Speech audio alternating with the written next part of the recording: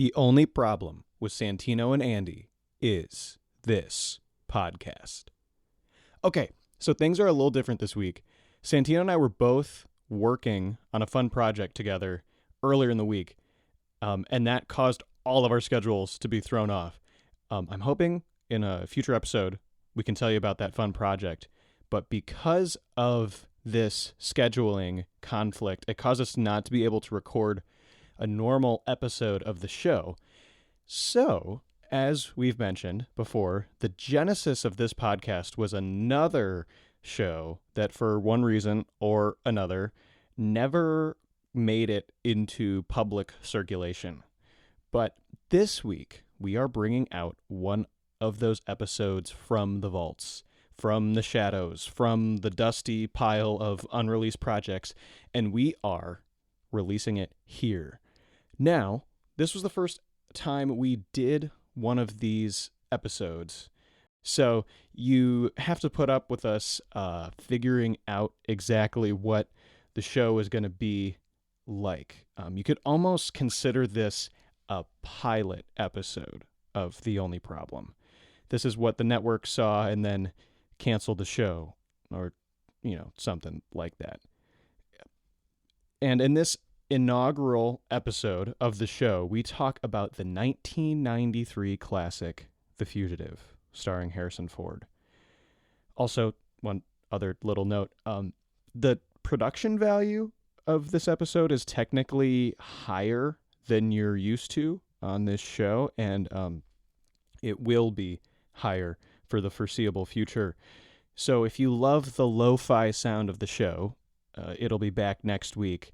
Without further ado, recorded live from Canton, Ohio on December 17th, 2024, here is The Only Problem.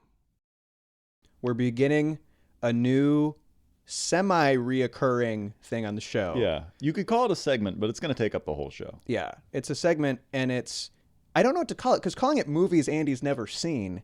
No, that's accurate. Because isn't true anymore, though, because I have seen that. But that's the idea, is we take a movie that you've never seen, and then we're like, see it. Yeah. And then we talk about it on the show for like however long we talk about it. Yeah, so like this idea was conceived right around the same time. It was conceived right as we came up with the idea for the show, because the same day we hung out, we were at a Barnes & Noble, as was mentioned before, and we literally were in their DVD section, and we went through...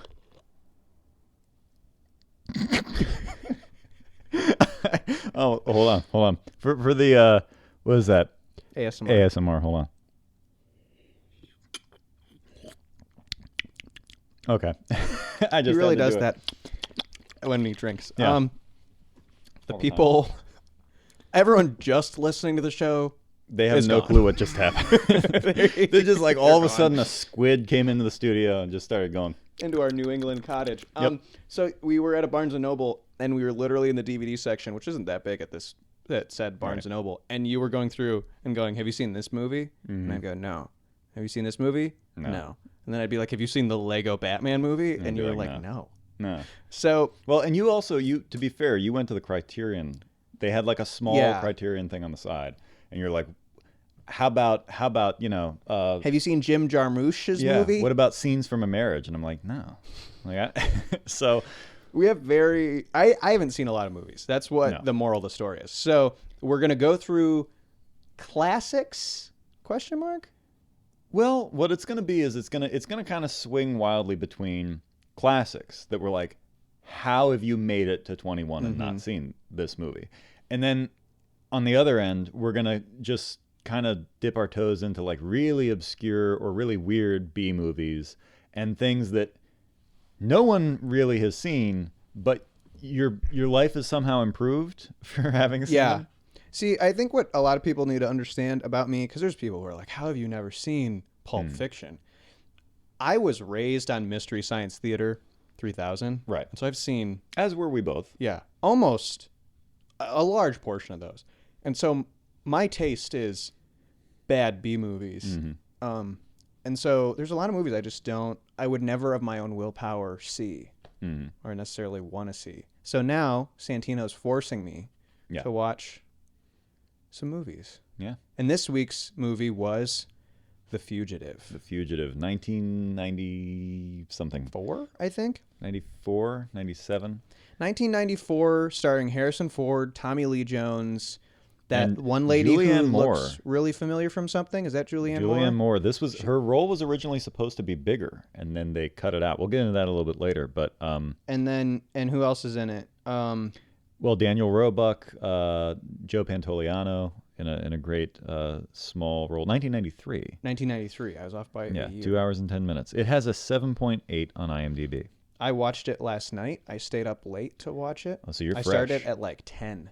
And Okay. so I'm so excited because whenever I recommend movies, no one ever watches them, yourself included. And so Yeah. I'm like, this is the excuse to get Andy to finally shove your and face it pretty into a much movie. is like the only way I'll watch some of these movies. So Which is I'm strange. almost excited like that it gives me a reason to do this because even like with this one I was like, man, it's 2 hours.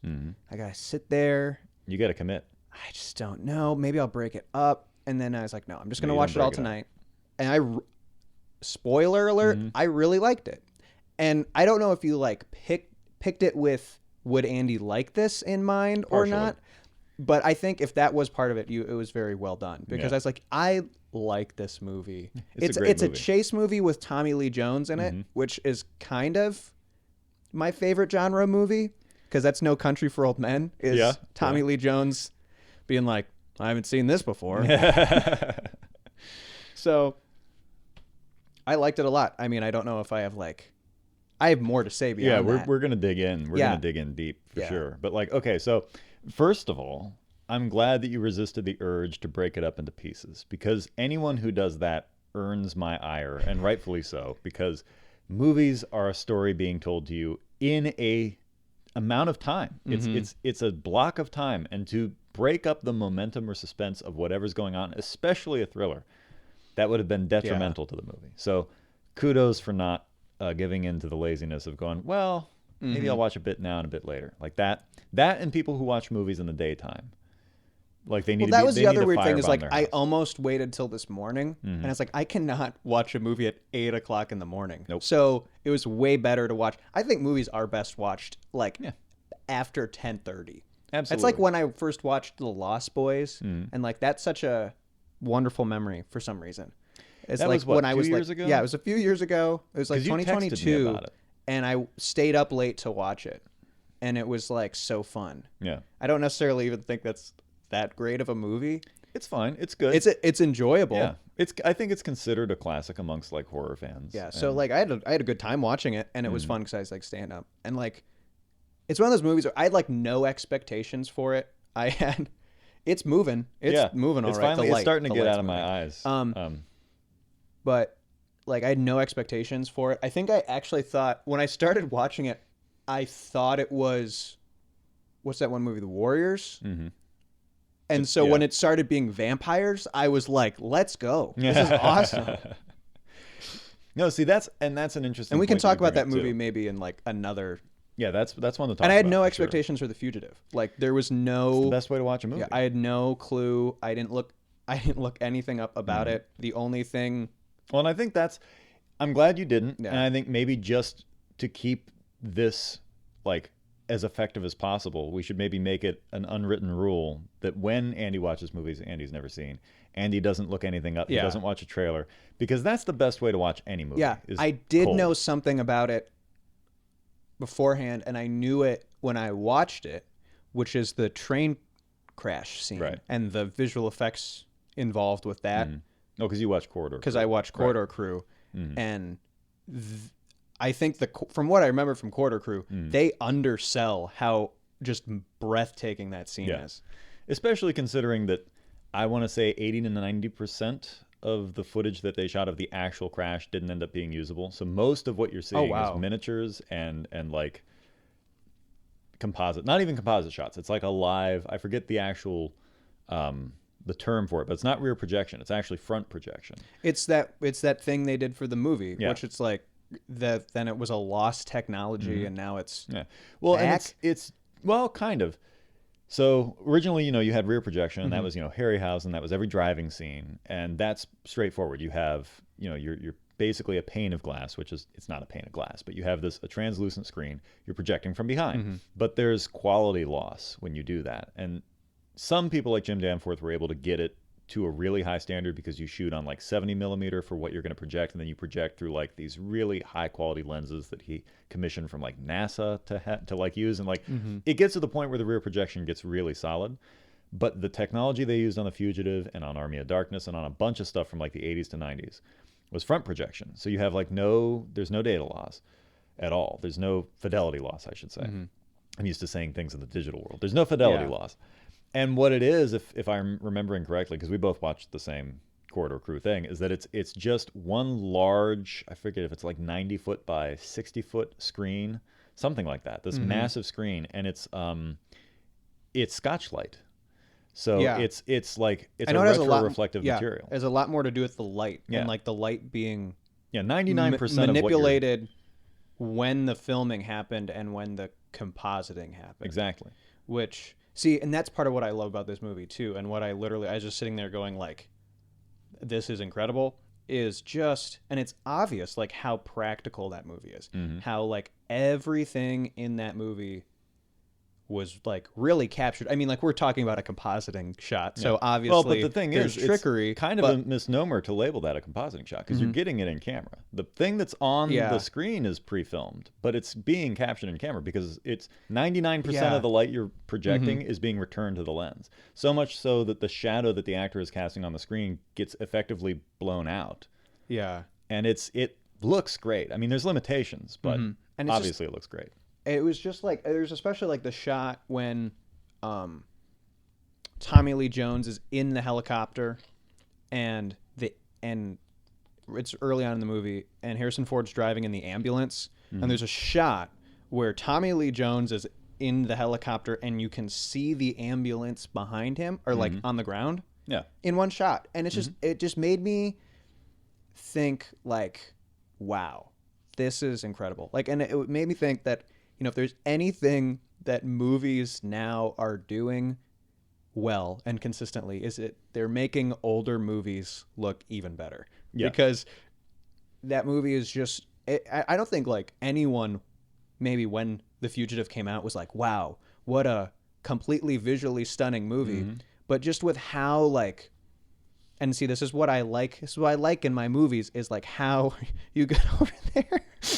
Yeah, no, it's your good. neck, my neck always, ever since I took on a sitting job, my neck has always given me problems. But I was doing that discreetly because I knew I was like in my head, I'm editing this. I'm like, well, Andy's talking, so I'll be on him, and they won't see me just like jacking my neck around like an insane person. And then you called it out. We'll take it from the top. So I don't think anyone, thought this was a visually stunning movie when it came out, but just how textured the movie is, I enjoyed. Now you see, texture. I'm glad you said texture, because this is a thing that a lot of people miss. And it's a thing that's not as present now. One, because you'll notice that a lot of movies are lit evenly. And the reason they're lit evenly, generally with like this overcast lighting, is because it's faster, because you don't have to keep changing lights around. Your setups are simpler. But also because anymore they greenlight a lot of Marvel films, which is half of what Hollywood puts out anymore. They greenlight a lot of these films without even having a finished script. So when you don't really know what your shot's going to be, and when you don't know what the composite's going to be, it's easier to just go, well, here's some lights and we'll figure it out later. Except it makes it look terrible. And the whole thing that gives something texture is when light actually rakes across it. And that's what the 80s and specifically the 90s, they were both really good at that, because they didn't use soft sources the way that we use them now. I'm going to say that again. Soft sources.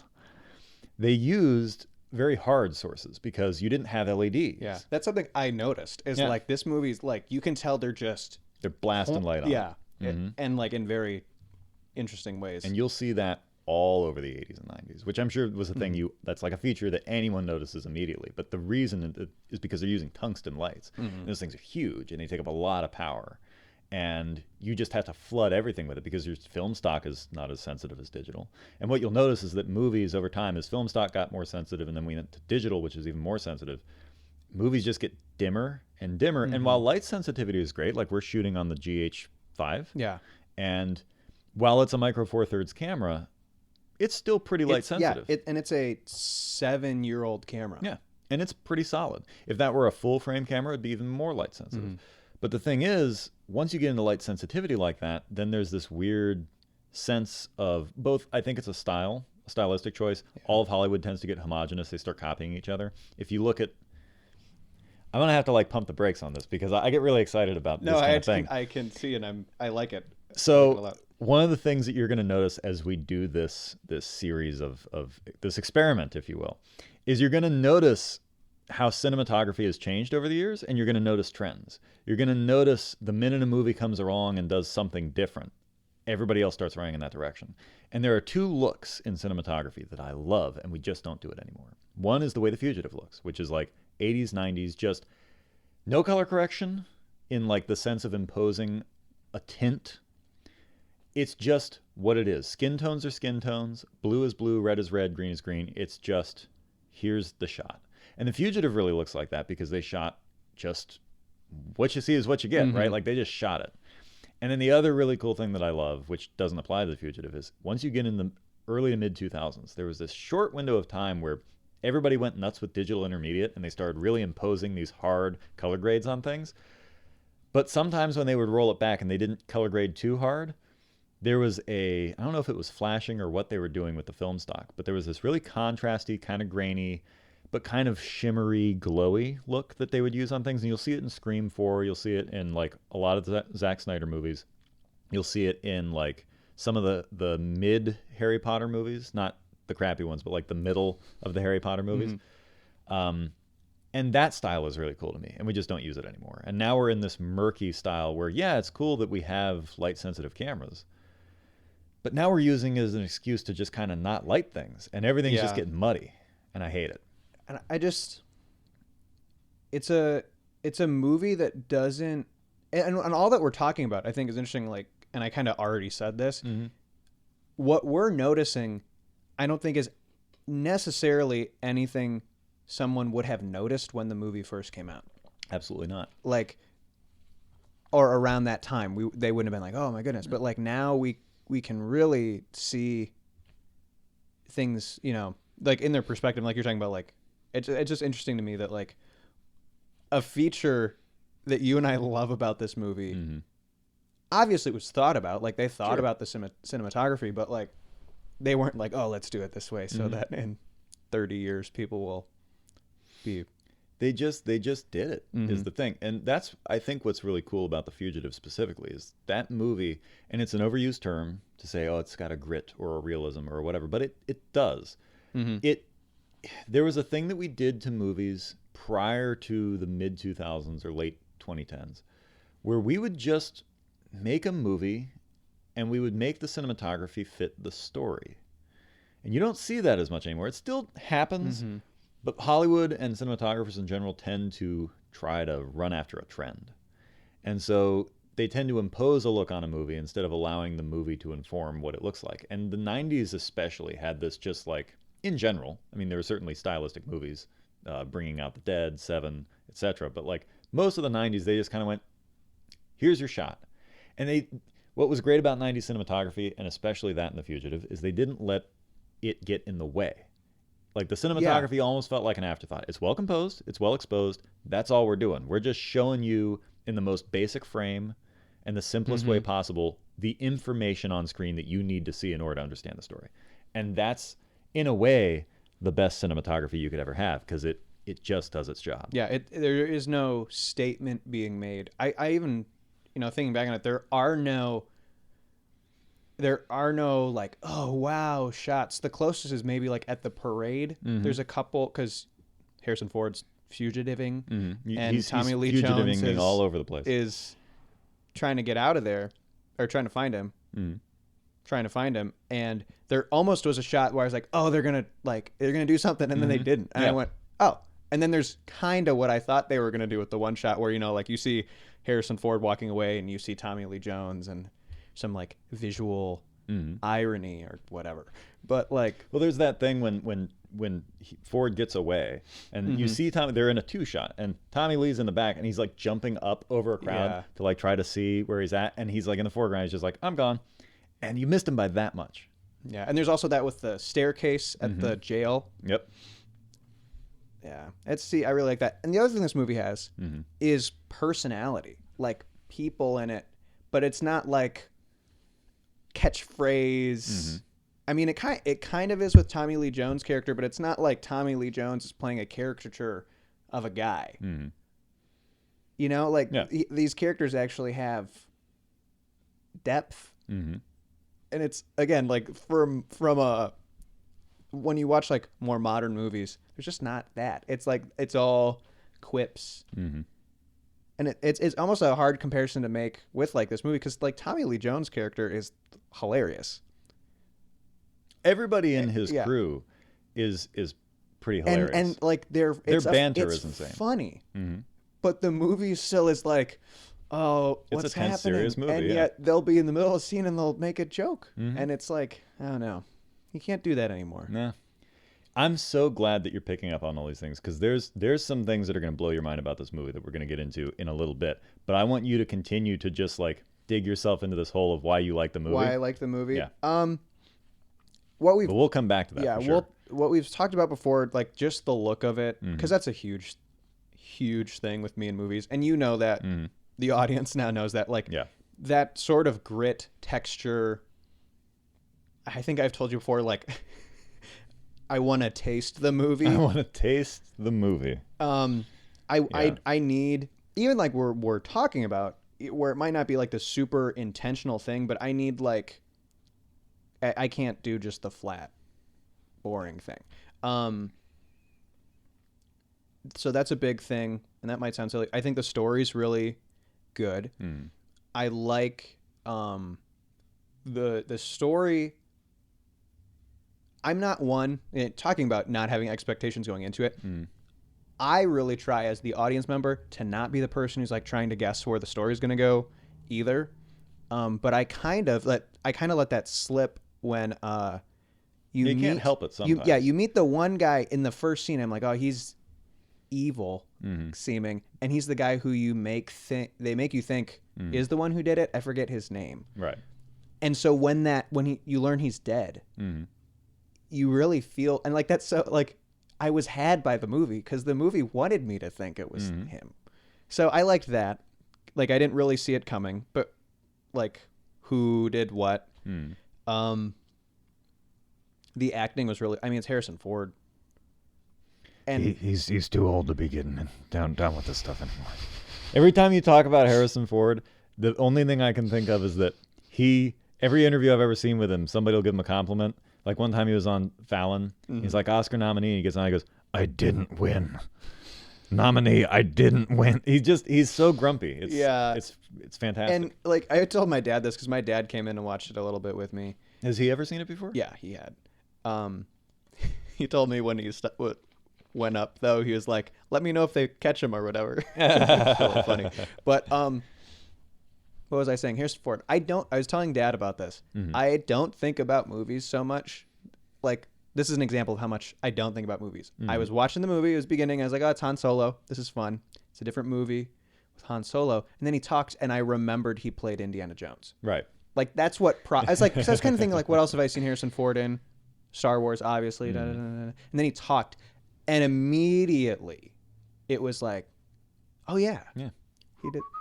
Yeah, which I love. That's all we movies. can play of that. So I don't know why I didn't think of that. I also was like 11 o'clock at night, and which is really late for you. Which is like when I'm typically in bed, and it was 10 minutes into the movie. Okay, another thing we have to talk about. The movie wasn't over until like 1 something. Oh yeah. Wow, you stayed up. How early did you get up today? I got up at like 8 something. Okay. 8, 9. You got your 6 yeah, hours. I'm That's good. Fine. I'm fine. I'm good. The credits roll for like 16 minutes of this movie. And I think that's insane. Like he gets in the bus and more credits are rolling. And I was like, how long into this movie am I? That is It's ridiculous. It was hilarious. I was like, what the heck? And It I is don't think you ever extreme. get a title card. No, or is it immediate? It's either the first title, because it says Harrison and Tommy Lee at the beginning of the movie, and I also Honestly, think that's hilarious. I don't remember. I don't know if it title says card. The Fugitive. It might say The Fugitive right then and there. I don't remember. Honestly, Or- I've seen this movie like a half dozen times, and I cannot remember the opening. Or I can they keep never it in roll, order. or it never is the title card. Comment below when the title appears, and I think it appears. it's like, either immediately it or it is. never shows. I think it's immediately. But the weird thing about The Fugitive is, as a movie, it's a lot like the song Maggie May. I know all the lyrics to Maggie May. I don't know what order they come in. And the same thing with The Fugitive. I've seen the movie a half dozen times. I know what happens. I can never, especially the first 15. The first 15 minutes, I can't keep like what happens in what It's order, confusing the because flashbacks. It jumps around a lot. it jumps around. Jump. No. Can't play that song either. Well, you were saying that visual effects can you wise, just when you edit this, can you just do the? we could do it. You were saying that the visual effects wise, like you loved that everything it looked really because grounded it's and all really real. practical. That's the other thing, like too. The only thing that didn't hold up though is that one unfortunate dummy when he jumps off of the. That is. I can forgive yeah. it, but it just goes woo. It's like so stiff. It is the part of the movie that's like really Yeah. like Not only his surviving that too. yeah, which there's a couple I think the whole premise of the, like when Dad was sitting there, I was like, would they really do this for like a guy Yeah, they or would. two? Like I don't want to. I'm not pulling the. I don't want to pull the. Is this movie realistic? Because like, Right. who cares? But like, seriously, if they're like, this guy might be alive. I want roadblocks, 6 miles. I mean, hey, If you're a U.S. Marshal, I was only a Comment marshal below. for about 6 months before I was discharged. But when in my time as a marshal, we'd only go maybe 3 miles, not necessarily Okay. 6 with the I don't was know if that they do that. before or after That was the accident? that was before, but Okay. after I was a cartoonist. I've done it was okay. it was like That was roadie, after cartoonist. 4 years old, roadie for Before- Metallica. Yeah. Then 8 years old, the accident. Then cartoonist. Then U.S. Marshal. Then When were you a juggler? around 8 is when I learned to juggle, actually. So So wait, how old were you when you were in the U.S. Marshals? I would have been, well, I quit the strip, so that would have been like 15. I was splitting my time evenly between U.S. Marshals and sophomore year. Sophomore year was an interesting year. Yeah. Yeah. And then I I was forget an about that. international spy at 18. Okay. I was Steven Seagal's body double when I was 19. Oh, we made it. I'm proud of us for not breaking for that long. That took a lot. I kind of was giggling, but So there we go. it's like it's funny because it's true. It's all true, guys. But yeah, so anyway, so you love the movie. I didn't really just like enjoyed it. You actually really enjoyed it. I would say like, It's a good movie. I would rewatch it. I liked it a lot. I loved It's it. I would got- say I loved it. It's got really good rewatchability. Man, you're just knocking. That's the one thing about where the microphones are currently. You are kind of boxed in. I Yeah. feel like I'm in like We a, almost need one of those like the bendy ones that everybody has Yeah. or something, and Or like we a needed little to, like- table. We always maybe we should have brought it in from over here so we were mostly free. I just feel like this kind of feels like I'm in a we'll figure it out. yeah. What is that called? Where you go up and then woo. Roller coaster. Roller coaster. Thank you. I kept doing this and I'm like, I don't know what that's called. It's like I'm like trapped and I can't yeah. get out. I have such a limited but yeah, so it has really good repeat. It's got good repeat watchability. I've been rewatching it all the time. Let me tell you, hey, Pete and Repeat were in a boat. Pete fell out. Who was left? Oh, repeat. Pete and Repeat were in a boat. Who fell out? Pete and repeat. We're watching The Fugitive. Yeah, Pete fell asleep. Pete fell. Yeah, Pete. That's gonna fall apart. But yeah, no, got it good does have rewatchability, yeah. solid rewatchability, and a lot of that is due to those really good characters, and it's due to. I mean, it's Harrison Ford. He's probably not guilty, and he's probably not going to get caught. So that's not really the surprise. The surprise is who's actually guilty, how they catch him, and then it's just the entertainment value of watching all this happen. Because for a chase movie, it's not boring you. It's still giving you enough story while it's a chase. Mm-hmm. And that's what's really great too. Yeah. So do we want to get into the deep dive, or do you have more questions? Before I get into the deep dive, I do want to I want to give you kind of like a top 3. What's favorite moment, least favorite moment, favorite character, something like that. Okay. Favorite character, probably Tommy Lee Jones. Yeah, I mean that's an obvious one. I like, that's up there. Or maybe there's the one Chicago cop who's like, he's guilty. Like, and he's like, if you got eyes on him, shoot him. Those might be two different guys. The Chicago cops as His one group, the character, that's a close contender. They're really like, if you got eyes on him, shoot him. Shoot him. Yeah. I liked that a lot. Top moment might be, I didn't kill my wife, I don't care. Yeah. I feel like that's the one everybody goes to for sure. That's a very iconic moment. Or like when he kind of switches to Tommy Lee Jones, switches to Harrison Ford's side. That's fun. Yeah. That's good. That's good, clean fun. Well, at the end there, when like it's finally over, he's like, you know what? I'm glad. I'm gonna need the rest. And then he just like walks away, and you're like, dude, you owe this guy. Like you could. I mean, it's not your job. You could owe him like an apologize. You could apologize. You could owe him. You know, an apologize. You could. I'm like, I'm falling apart. You could owe him one of them apologizes, and you could like get him a beer. Like, there's so many things you could say, and the only thing you could think to say is, I'm tired. Like, and it's such a Tommy Lee moment. Yeah. Gotta love it. Gotta love it. And then, what was your other thing you suggested? Least favorite thing? Or like, was there something that just stuck out to you, and you're like, Because we can't have an Andy description without some negativity. There's probably... Let's not be too positive here. We love the movie, but... I don't know. He, like... I know this was before, like, cell phones and all that, but there were a ton of people who just looked at him and were like... Yeah. And there's also a ton of people who are like, oh, yeah, he didn't kill his wife. Let me help him out. Yeah. And I mean, I know it's a whole thing with the one character, but also there's Jane Lynch's character? Yeah, there's also... Yeah. Yeah, his like nurse friend. Yeah, there's a couple of those, but it's like, and even the villain guy, like you can see how he would want, like, I'll help you out with whatever. But it's just like he was, Bones, the guy up in the top with all the archives. He's like, I'll help you out, Doc. Yeah, I mean, some of that's plot convenience for sure, because you kind of can't have. But maybe if I got accused of killing my wife, why do I keep hitting it? If I got so darn close to you. If I got accused of killing my wife, I hope people would be like, no, Andy wouldn't do that. Right. We'll see. We'll see what she's like. We'll see what happens when you kill her, or when you don't. Yep. But that's see, this is the thing. If Andy had seen Seinfeld, which Andy's not a Seinfeld fan, because Andy doesn't know yet, and the day that Andy discovers Seinfeld, he's gonna lose his mind. ASMR. There we go. Oh, we caught it.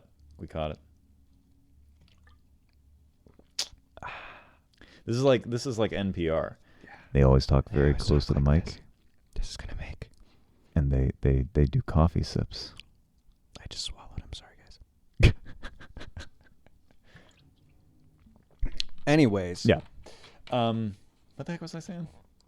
I don't even know now. Plot convenience. Helping out Harrison Ford. Yeah. So Seinfeld, because you've never seen Seinfeld, there was actually a moment in Seinfeld where I believe it was Jerry asked Kramer. Kramer comes in the apartment. Jerry goes, if I was accused of a crime, or I was guilty, whatever, cops are after me, would you turn me in? He goes, definitely. He's like, really? He's like, yep. He goes, so if I kill a guy, you're gonna turn me in? He goes, yeah. He goes, what kind of friend are you? He goes, well, what kind of friend are you running around killing people? He goes, well, I thought you were my friend. He goes, well, I thought you were too. And it turns into this whole thing, and it's like, it's a great moment, but that's effectively what we're discussing here. Is if Andy is ever accused of murder, and I find him like huddled in my garage one day, and I'm like, what are you doing? He's like, hey, you know how? Hey, so turns out, funny story, I may or may not have. They think, how Janice died? Yeah. Wait, your wife's name is Janice? I don't know. That's not a very soccer girl name. What the heck, man? I was thinking more like Taffy or Taffy. Or like Rita. Rita, yeah. You know how Rita. Yavonda. That's it. You know how Yavonda. I didn't do it. And I'll be like, all right. Yeah. No, I'd hide you. Aw. I'm not saying like I wouldn't turn you in, but I'd hide you.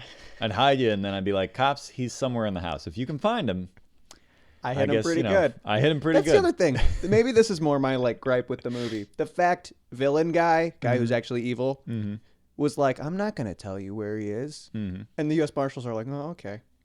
Well, Like, can you do that? Can you be like, he's smarter than you, and I'm not telling you if he comes back? And it's like, what? I mean, maybe. I've never been in that situation. I think you thought could you probably like, what are they going to do? They could take you in for questioning, but if you're not going to tell them anything, they don't have a warrant. That's true. They could get a warrant and they go into your house and they realize you're not holding him at your house. So That's true. yeah, I there's don't not a know. lot. Plus, it was as the villain, it was in his best interest if the guy remains either on the run or in. The focus is on Harrison Ford, so that nobody really looks at what he's doing. Yeah, him So and his you could have cardiology. Mm-hmm. Yeah, it's a whole thing. So, okay. Time to blow Andy's mind. Mm-hmm. So, fun facts about the making of The Fugitive. And I just reread some of this the other night so that I could be fresh on this. So, you love the dialogue and you love the way the characters are like, they're these fully realized characters and spontaneous. So, The Fugitive had a really troubled production. And it almost fell apart like 100 different times. Now, you know it was originally a TV show back in the 60s, Yes. The Fugitive. So it was a serialized thing. So after the show was done, they were trying to figure out how to make this into a movie for like the longest time. And they just couldn't really figure it out. And so one guy did a draft of the script and it didn't really work. Another guy did a draft. And so it kept kind of changing hands and changing directors, you know, the way Hollywood goes. When they finally landed on the director they used, who he did Under Siege, which also had Tommy Lee Jones, and Steven Seagal. And that movie did well. And they're like, hey, we know what you're making next. You're making The Fugitive for us. He's like, cool. They go, we want to get Harrison Ford. Harrison Ford didn't want to do it. There's all these different negotiations. At this point, they're still rewriting the script. They're like 7 or 8 different versions and 3 or 4 different writers. And one writer who was way at the beginning had basically written the majority of the movie as you know it. Like he wrote the start. He wrote everything but the end, basically. He wrote the part where he goes to see the guy and it's the wrong guy. And then he's going to leave and the guy's like, oh, you don't want to talk? I ain't got cable in this place. Like that line is in the script. When Tommy Lee's shooting at him and all that. So like that stuff's in there. Broad stroke stuff is in there. The train crash is in there, that kind of thing. But that's about it. The characters weren't really fully realized. There was a whole other subplot. It was ending differently. It was originally going to end with Tommy Lee Jones going after Harrison Ford while Harrison's on the elevated train and Jones drives onto the train tracks after the train. Like it was going to go full action movie, right? And that obviously didn't work out. Yeah. So time passes. Ford's availability opens up, but it opens up for a very narrow period of time in like the spring of that year. And the studio's like, you got to film now. So New Year's Eve, they greenlight the thing. They go into production the very next day. They're into pre-production. They fly people in. They start going. They're going to shoot in Chicago because the director's from Chicago. Like I think the producers from Chicago. A few other ones are. And it's like, we know the city. We can scout it easily. We'll do this. Problem is they don't have a draft of the script that anyone's satisfied with yet. So they bring in another guy to like polish it up really quick. And at this point, the dialogue is like wooden. It's like AI wrote it. It's like Harrison Ford walks up to the thing. Hello. Yes. Okay. No. Goodbye. Like it's paper thin. Scenes aren't finished. Some scenes just said characters enter. And then they had no clue how it was going to go. But they had to start filming. It's almost how the movie is, though. It's like some scenes kind of just don't. Well, Yeah, here's the weird part. They never had a finished script. Everything in the movie, with the exception of a couple small things, is basically improvised. Almost every scene. It came down to it that the director would show up with the actors and they go, okay, here's the basic gist. You guys are going to go after Harrison Ford. He's going to like jump off the falls or whatever. It was originally supposed to be Niagara Falls and then they changed it to like the dam. It's like, he's going to jump. You guys figure it out. And so the actors would like gather in one another's trailer and they would just like start spitballing lines. And it's like, well, what if I said this? And they'd be like, cool. And then if you say that, I'm going to say this. And then they would show up like 15 minutes later and they'd go up to the director and they're like, we're going to do it like this. And he's like, all right. And they would just start shooting. So all of that great banter between Tommy Lee and all of his crew, completely made up. Not a single line of that is written. All the stuff like when they have him. So even like, This reminded me of it. Like, Yeah. what are you doing? Thinking? Yeah. Well, think me up a coffee. Thinking of a coffee and don't with them little sprinkles on it. Yeah. Not written. Wow. Yeah. All that, like, all that. In the office, like, after they had him and they were trying to track the phone, and he's like, I think that's an L. He's like, that's an L. He's like, yeah, well, I want to hear the sound of an elevated train. Do that whole thing. And they get into that.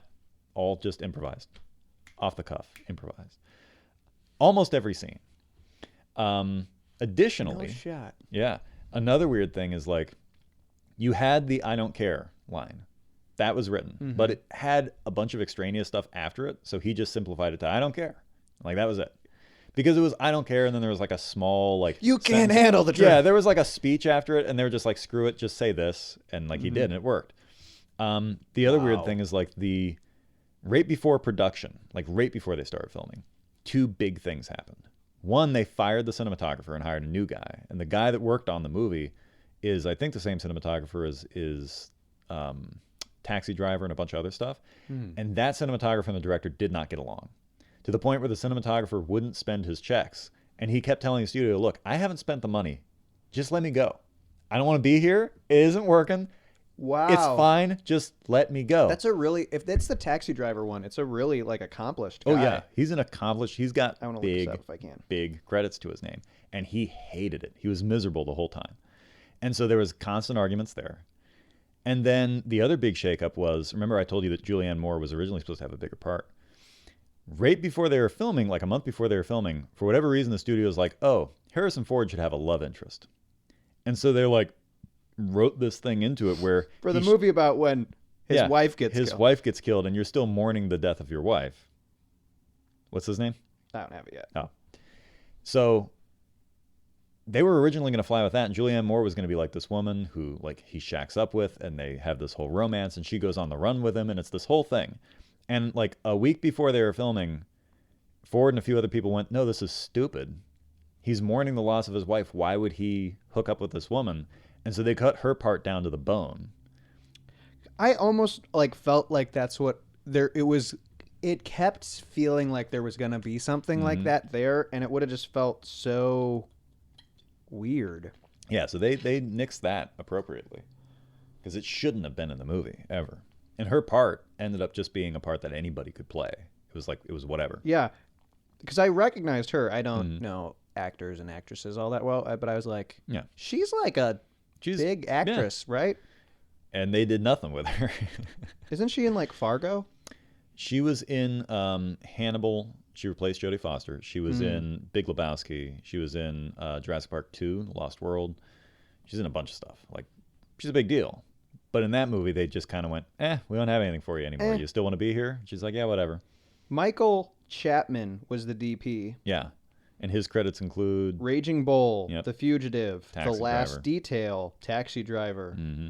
I also think he shot... There's some movie he shot early on. I'll get there, guys. Don't worry. It would have been Mean Streets, too, right? Like, he was a big Scorsese guy. I think maybe. Invasion of the Body Snatchers, 78. The Last Waltz. Mm-hmm. Yeah, he did a lot. Last Detail, I guess, is the first one. White. Yeah. Wow. Well, and what's funny He's not the guy I thought he was, though. But No. For being as miserable The as Lost he was... Boys. Oh, yeah, there we go. Lost Boys. Had the last page. How'd you get that Wow. last page? Yeah. Huh. Yeah, for as miserable as he was, the movie ended up getting like Space Jam? Yeah. Sorry. Well, Space Jam, I wouldn't say that that's like an impressive one, though. I feel like that's... Like, I mean, you got to figure out how to...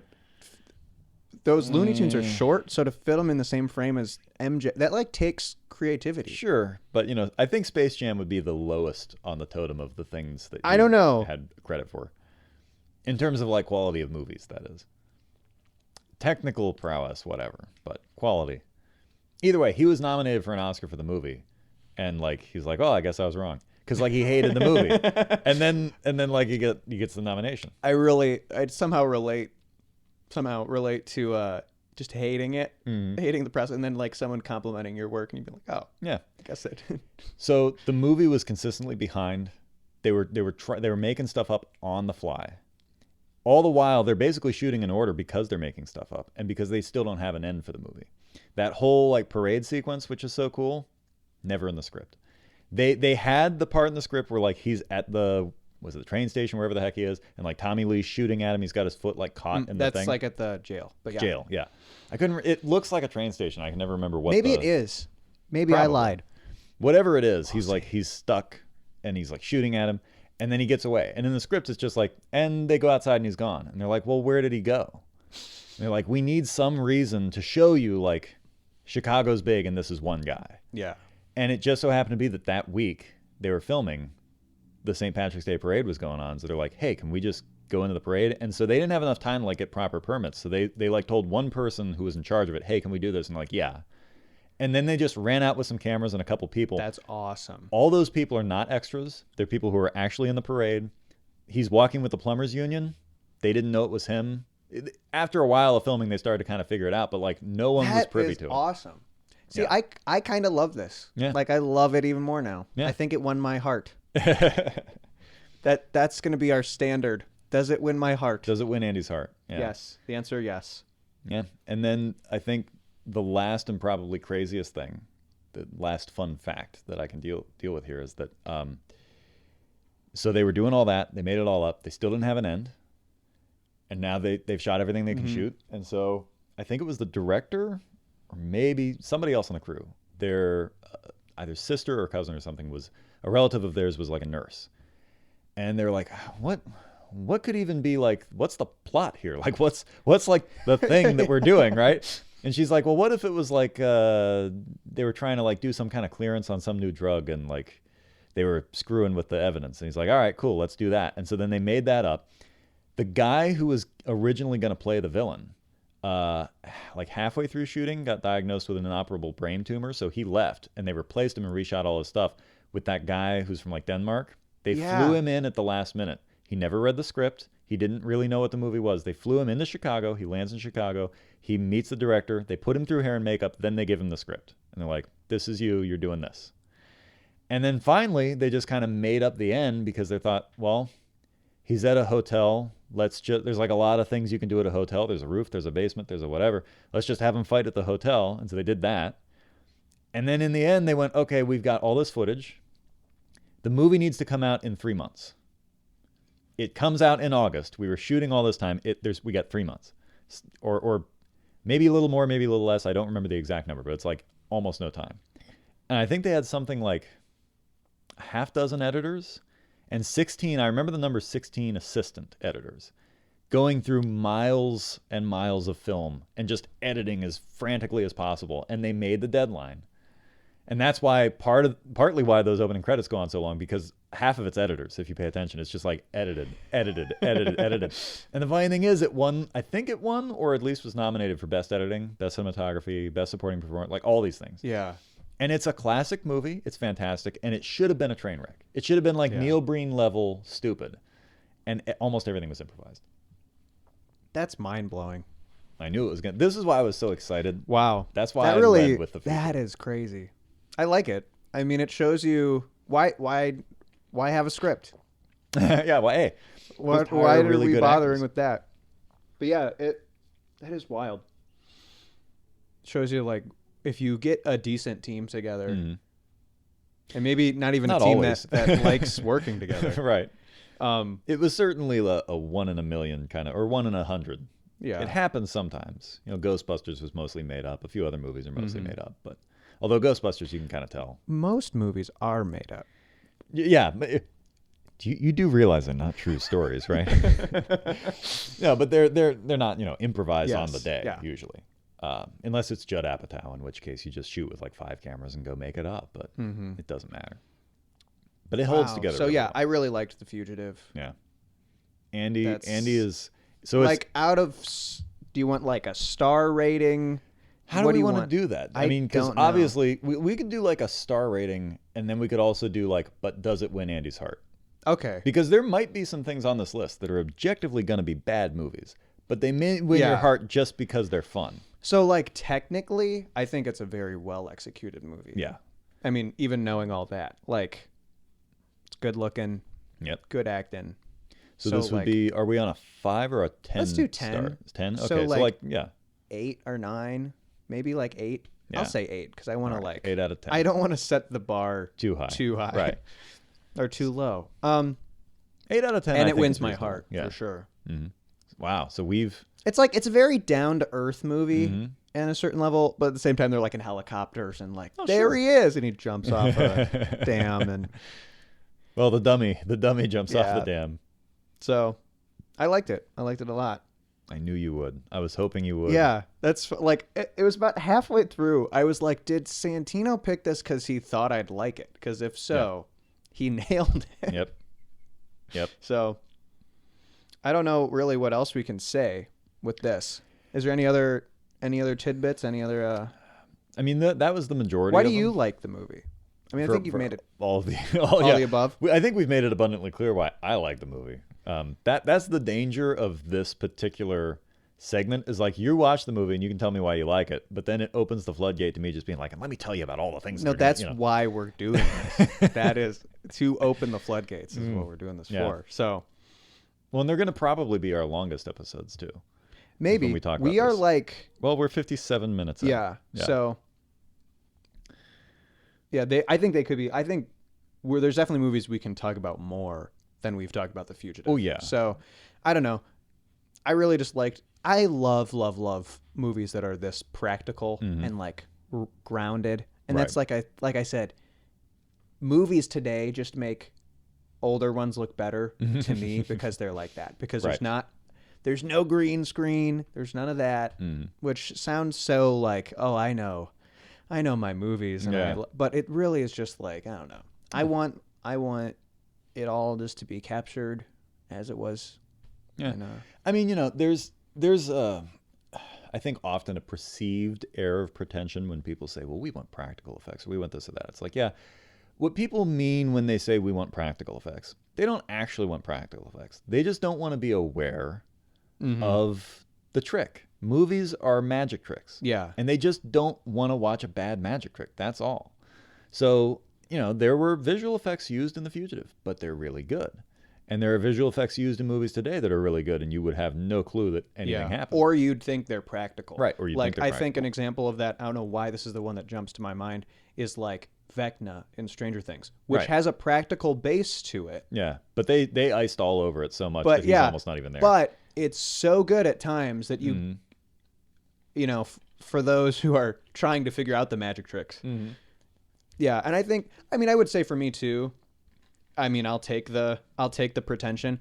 I prefer practical effects. Like, sure, it's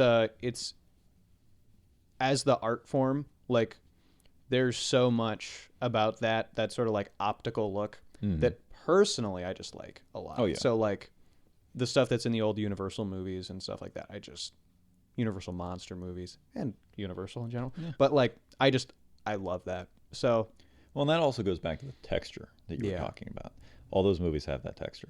And the one thing I think to kind of sum up that feeling also is when we're talking about practical, the one thing about the magic trick that is movie making that you do lose once you get into the digital realm. Once you cross the year 95 to 99, you do lose some of that magic. And the reason is because even if you can't tell that it's CG, even if you think they actually did it, in the back of your mind, you're aware that they could have done it in CG. So the thing that's so much fun to me, and that I hope to, I know you already think it's fun, but I hope to instill even more of this onto you with the further down this road we go and the more movies I recommend, is there are some movies pre-95, pre-91, like pre-computer, right? And when you see some of the stuff that they do, however the visual effects are accomplished, it's so much more of a magic trick because in the back of your mind, your first thought is, oh, we could probably do this in CG. And then you think about it and you go, wait, that wasn't an option. yeah. And now you have to look at it and you're like, wait, I'm seeing something that's impossible. And I know they couldn't have just painted it out. So what are they doing? Yeah. And I love that. And you're going to see a lot more of that the more I'm of this excited. we do. I'm excited for it. Yeah. So that was our conversation. If you enjoy The Only Problem, share it with a friend. Share it on your social media. Tell all your friends and neighbors. Send it to the family group chat. And we'll be back next week to talk about the film The Gate. I don't offhand know the date of that movie. But it's I'm sure it's the only movie called The Gate. So look it up. The Gate is what we'll be talking about next week on The Only Problem.